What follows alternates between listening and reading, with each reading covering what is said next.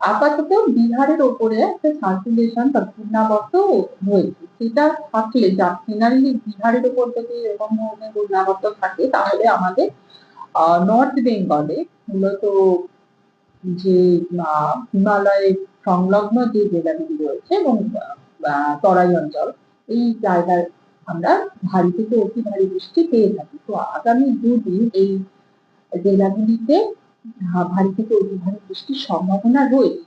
তার সঙ্গে মানে আগামী দুদিন মানে 23 এবং 24 তারিখ এবং 25-26 তারিখেও নর্থ বেঙ্গলের কয়েকটি জেলাতে ভারী বৃষ্টির সম্ভাবনা রয়েছে। এবং 24-25 তারিখে একটু দক্ষিণের জেলাগুলি সাউথ দিনাজপুর, নর্থ দিনাজপুরেও এই সম্ভাবনাটা রয়েছে সেই সঙ্গে আর কি উপরের জেলাগুলির সঙ্গে। আর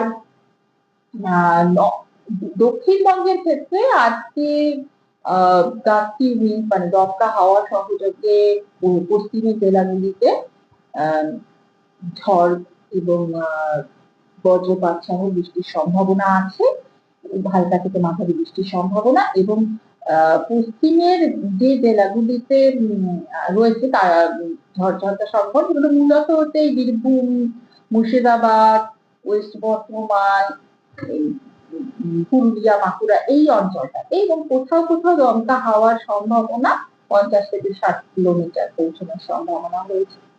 এবার আগামীকাল মানে 24, 25, 26 এই দিনগুলিতেও দমকা হাওয়া সহযোগে কোথাও কোথাও হালকা থেকে মাঝারি বৃষ্টির সম্ভাবনা রয়েছে দক্ষিণবঙ্গে। এবং 27 তারিখ থেকে আবার একটু মানে সব জায়গাতেই মানে সবকটি জেলাতেই বিক্ষিপ্ত ভাবে বৃষ্টির সম্ভাবনা রয়েছে, হালকা থেকে মাঝারি বৃষ্টির সম্ভাবনা রয়েছে বিভিন্নভাবে প্রত্যেকটি জেলাতে দক্ষিণবঙ্গে।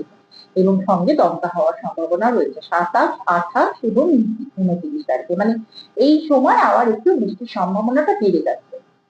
এবং তাপমাত্রাও যেহেতু 26 তারিখ পর্যন্ত খুবই আইসোলেটেড ভাবে বৃষ্টির সম্ভাবনা, তাপমাত্রায় যে একটা অস্বস্তিকর তাপমাত্রা মানে একটা আবহাওয়া রয়েছে, আমাদের একটা শরীরে একটা অস্বস্তি হচ্ছে এবং মূলত পশ্চিমের জেলাগুলিতে এই সম্ভাবনা মানে এই কষ্টটা বেশি রয়েছে।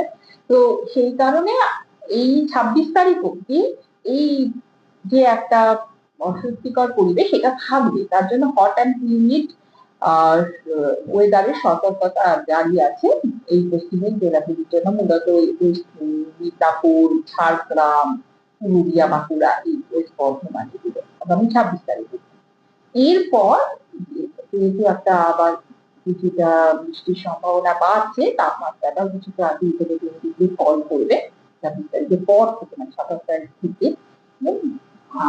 আর এই সতর্কতাটা আমরা কন্টিনিউ করছি না, মানে আমরা 26 তারিখ অব্দি রাখছি।